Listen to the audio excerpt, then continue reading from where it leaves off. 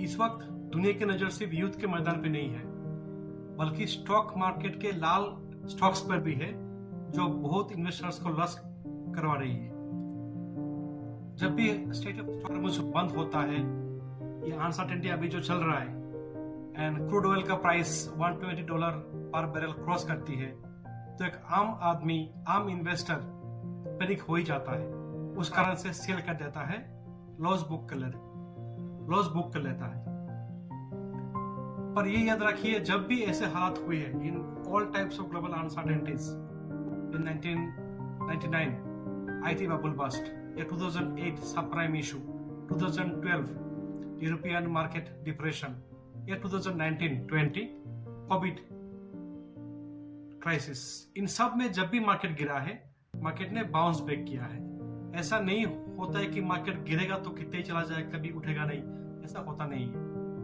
Market गिरेगा तो market ने रिकवर भी किया है जब मार्केट गिरा है इन हिस्टोरिकल पास्ट।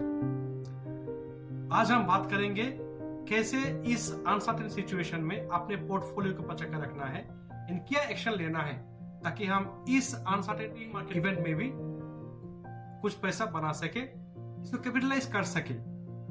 नमस्ते, मैं डॉक्टर अभिजीत।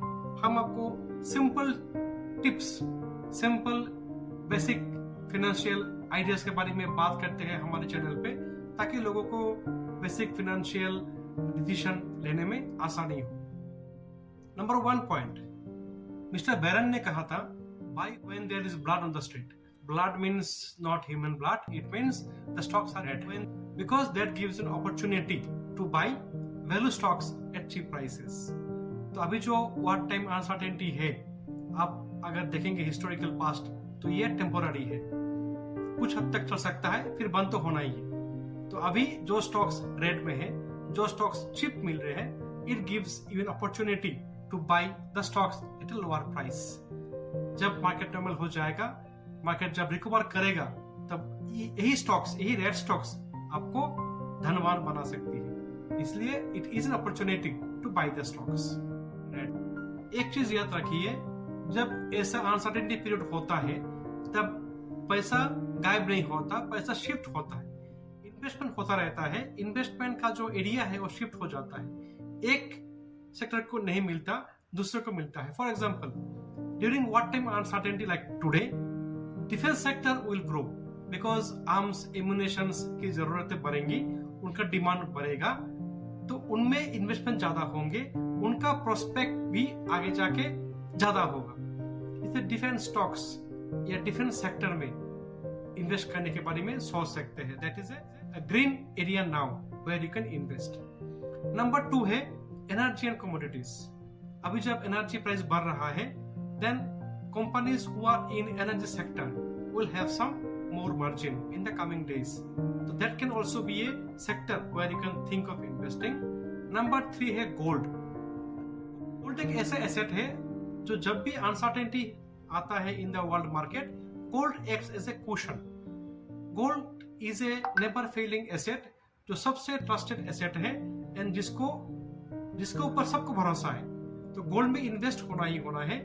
गोल्ड अभी बहुत ऊपर है, इट इज 1.6 पर 10 ग्राम्स, बट फिर भी there is an opportunity in the long run. कुछ स्टॉक्स को अवॉइड कीजिए जो निगेटिवली इंपैक्टेड होते हैं by this what time uncertainties, जैसे कि एविएशन एंड पेंट्स, जैसे कि हाईली लिवरेज्ड कंपनीज।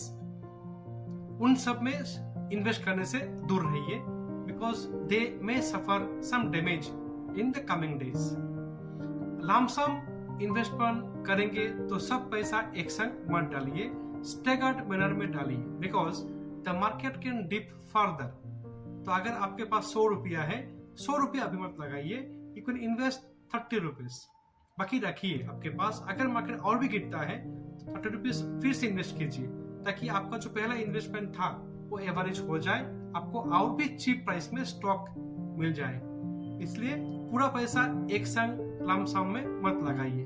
अगर एसआईपी करनी है तो शुरू कर सकते हो, because SIP is a good in all times. Stocks पर लगाएंगे तो एक संग मत लगाइए। स्ट्रेटेजी क्या होनी चाहिए?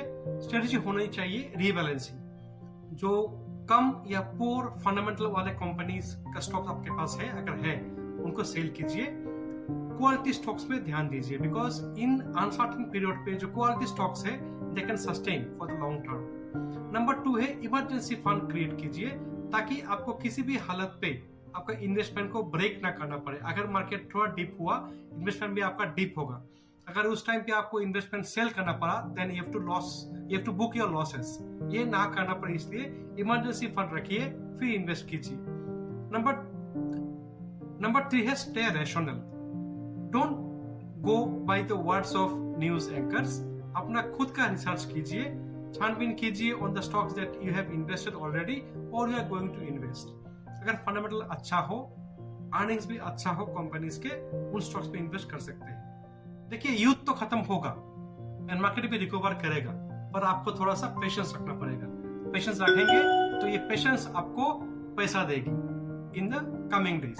B consistent, don't panic, decision लीजिए। आई एम नॉट सेइंग कि आप कुछ भी मत कीजिए। अगर आपको लगे कि कोई भी आपका स्टॉक्स आपके पास पड़ा है या म्यूचुअल फंड पड़ा है जिसका फंडामेंटल्स वीक है, उसको सेल आउट कर दीजिए।